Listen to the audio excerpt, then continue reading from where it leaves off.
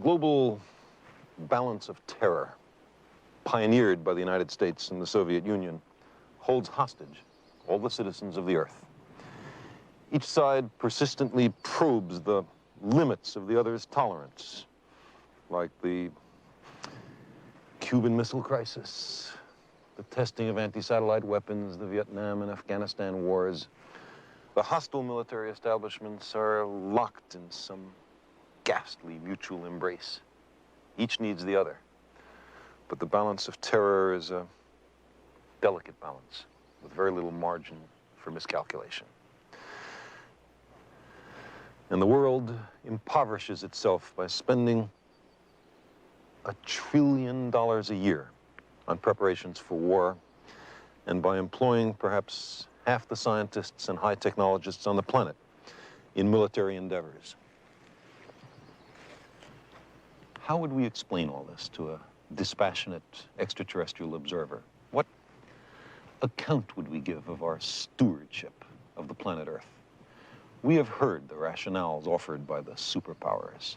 We know who speaks for the nations, but who speaks for the human species? Who speaks for Earth?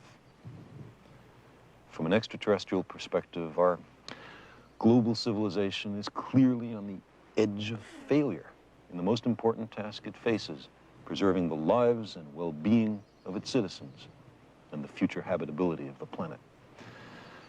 But if we're willing to live with the growing likelihood of nuclear war, shouldn't we also be willing to explore vigorously every possible means to prevent nuclear war? Shouldn't we consider in every nation major changes in the traditional ways of doing things, a fundamental restructuring of economic, political, social, and religious institutions? We've reached a point where there can be no more special interests or special cases. Nuclear arms threaten every person on the Earth. Fundamental changes in society are sometimes labeled impractical or contrary to human nature, as if nuclear war were practical, or as if there were only one human nature. But fundamental changes can clearly be made. We're surrounded by them. In the last 2 centuries, abject slavery, which was with us for thousands of years, has almost entirely been eliminated in a stirring worldwide revolution. Women, systematically mistreated for millennia, are gradually gaining the political and economic power traditionally denied to them. And some wars of aggression have recently been stopped or curtailed because of a revulsion felt by the people in the aggressor nations.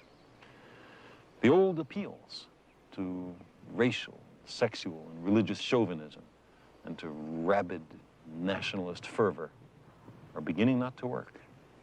A new consciousness is developing which sees the Earth as a single organism and recognizes that an organism at war with itself is doomed.